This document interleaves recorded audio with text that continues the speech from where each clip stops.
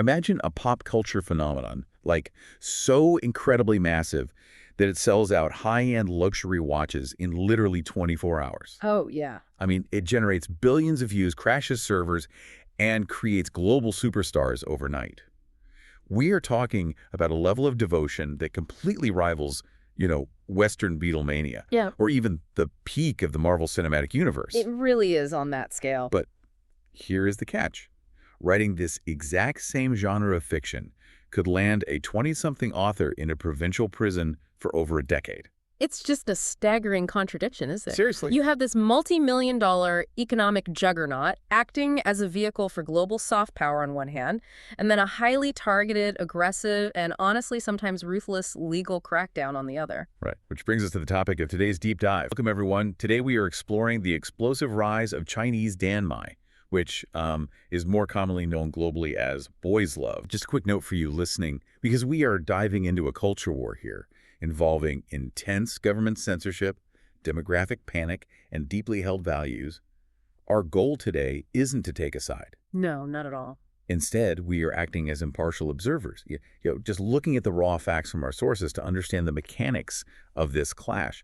We want to unpack how a niche genre centered on queer romance became this undeniable economic powerhouse. And why the state is aggressively cracking down on it? Yeah, and the incredibly ingenious ways young women are subverting these rules. Okay, so let's unpack this, because before we can truly understand the crackdown, we have to understand the sheer, undeniable scale of what's actually being censored here. Right. So to give you a sense of what Danmei is at its core, this is a genre that centers on subtle and, well, sometimes much more overt romance between male characters. Right. It was originally inspired by Japanese manga back in the 1990s, but it has evolved into something uniquely Chinese.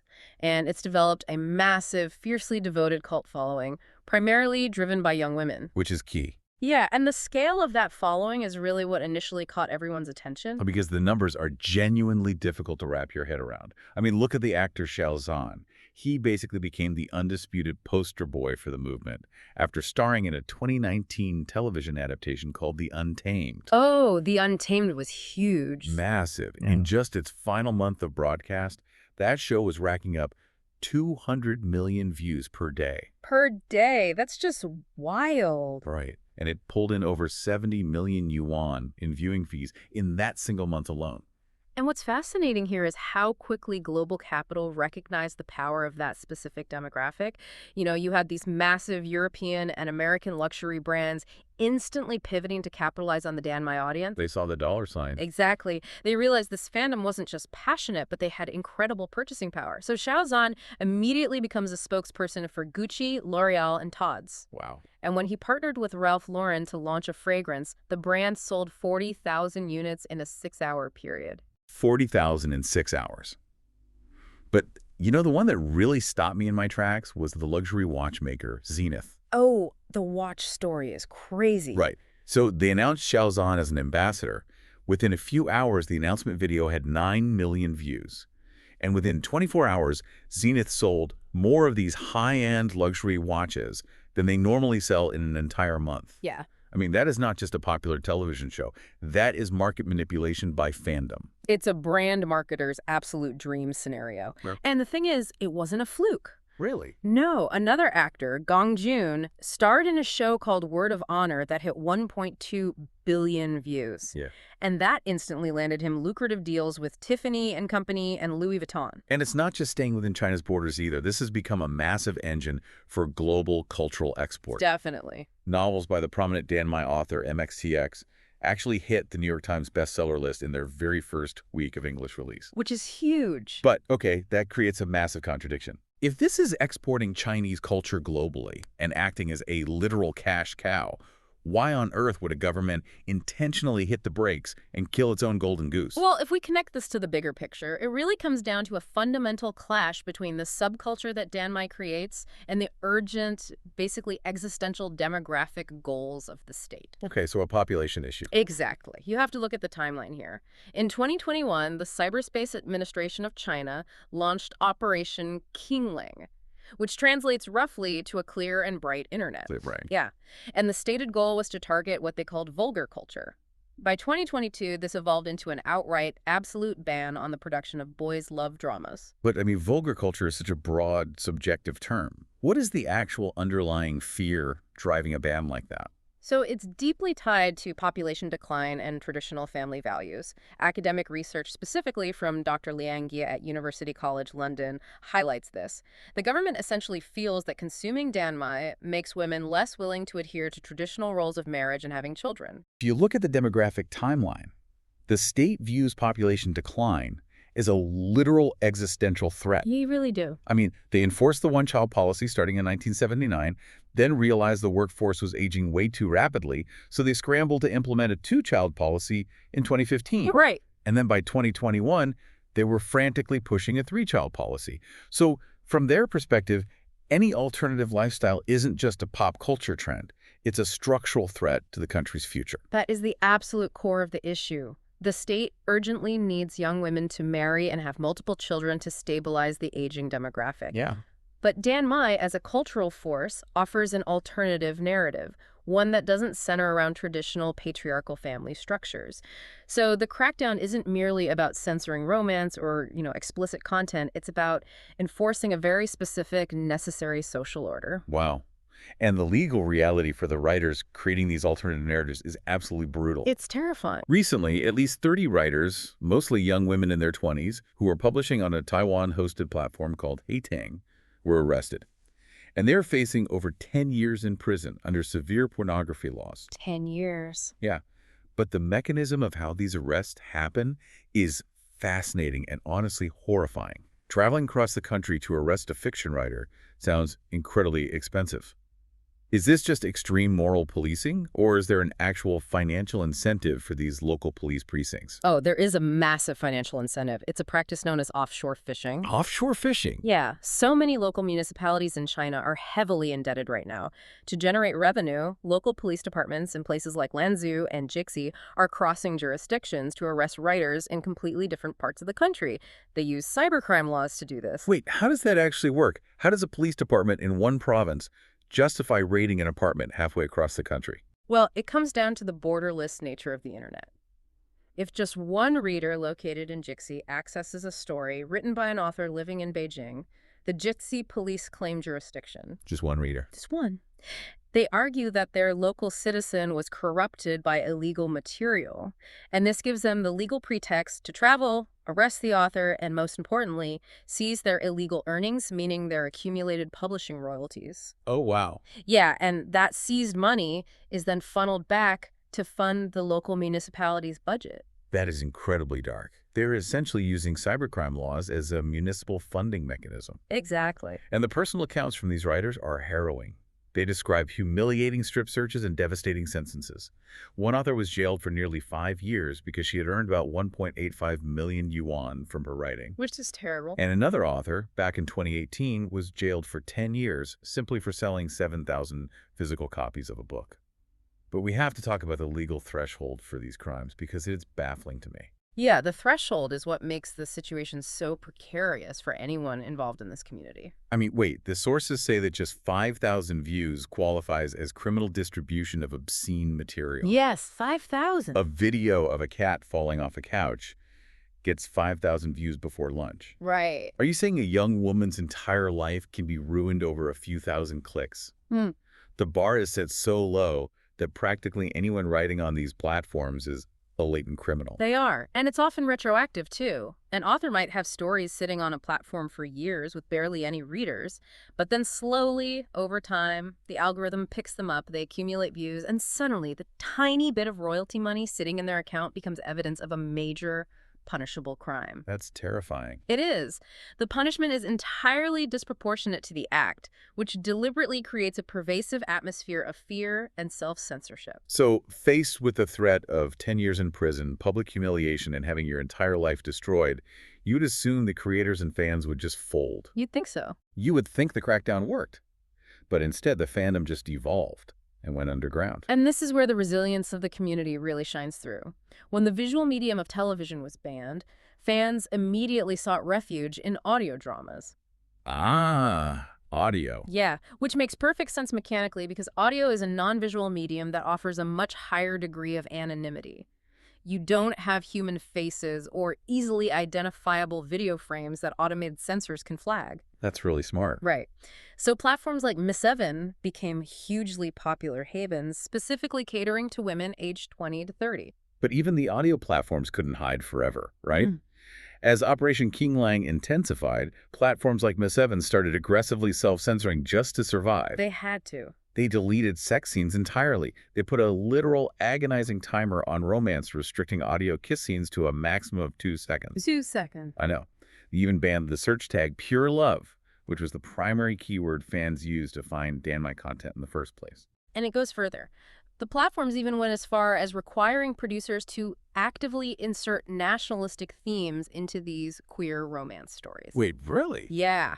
As one producer noted, if there's any theme related to nationalism in the plot, they have to actively show a stance consistent with the state's position, just to appease the censors and prove their loyalty. But the fans didn't give up.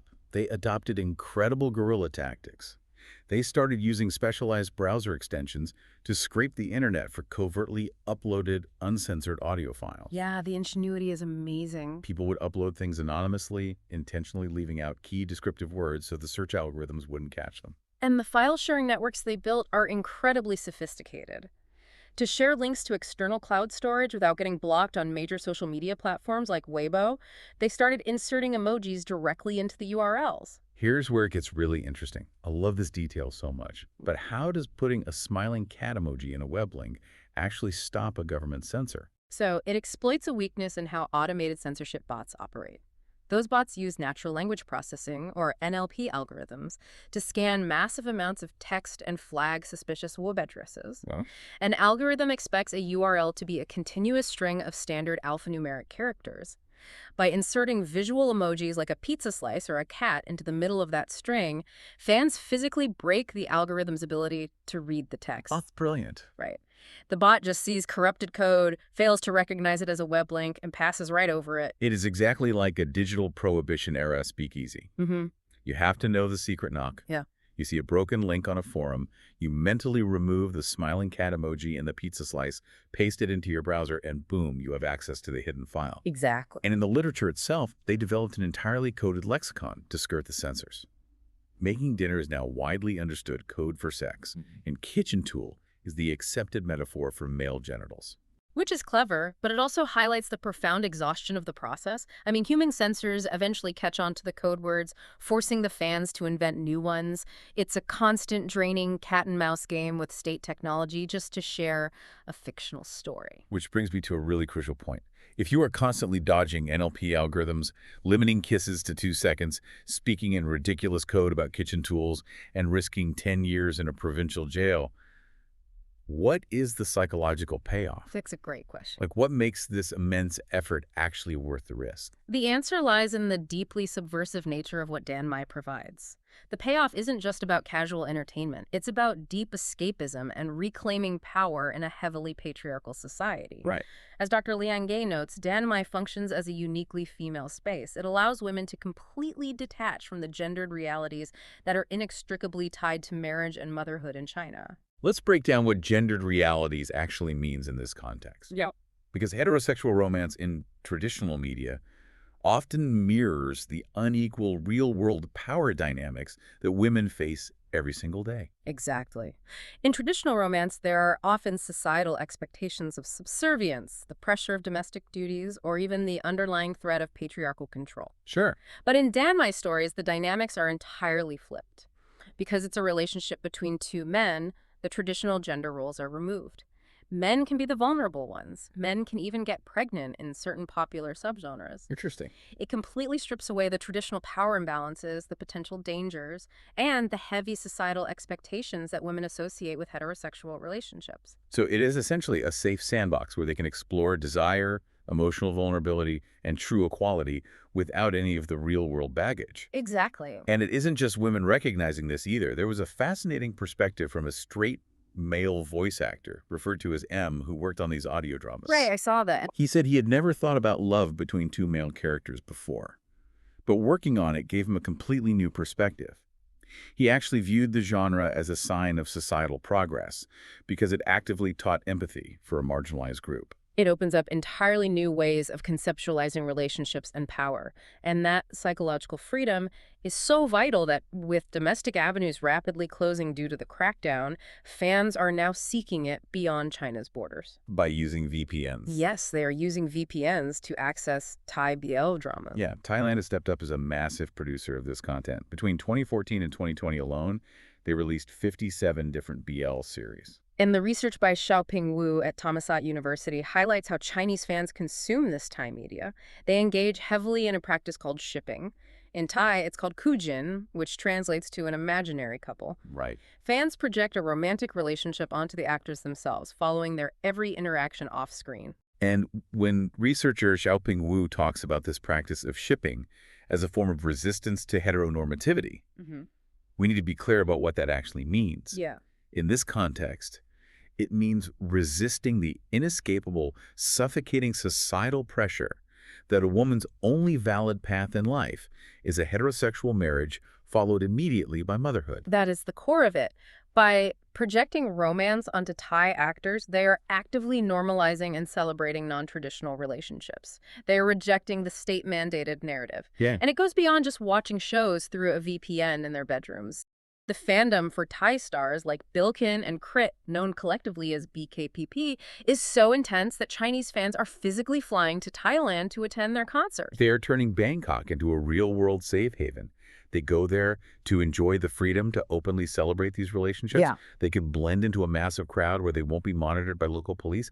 And they take these virtual, encrypted online connections and turn them into tangible, real-world communities. They're building what sociologists call an imagined community, but it's one that exists completely outside the strict regulatory and cultural confines of their home country. Wow.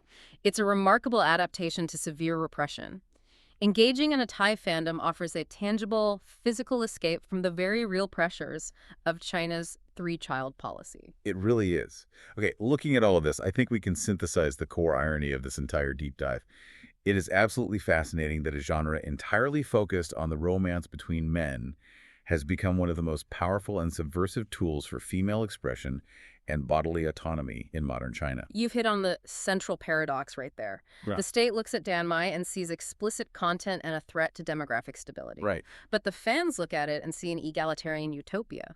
The women reading and writing these stories see a rare opportunity to define their own desires and escape a system that views them primarily as instruments for reversing a population crisis. So, what does this all mean for you listening?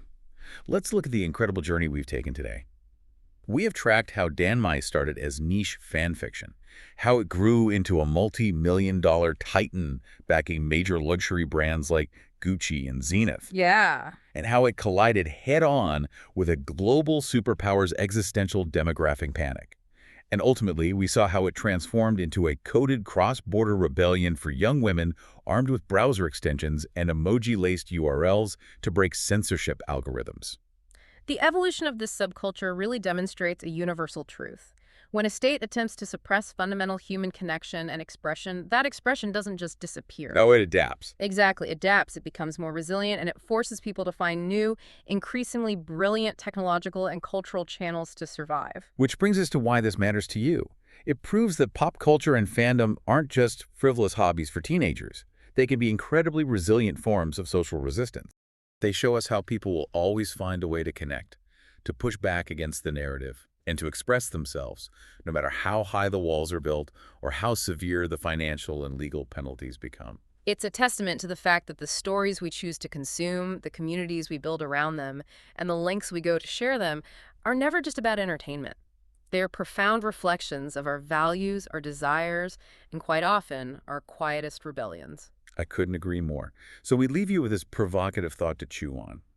If a simple, fictional story about two men falling in love is powerful enough to threaten the grand demographic strategies of a global superpower, what other seemingly lighthearted pop culture trends in our own daily lives are actually carrying the weight of a silent revolution? Thanks so much for watching. If you enjoyed the video, please consider liking, commenting, and subscribing. It really helps the channel grow. See you in the next one.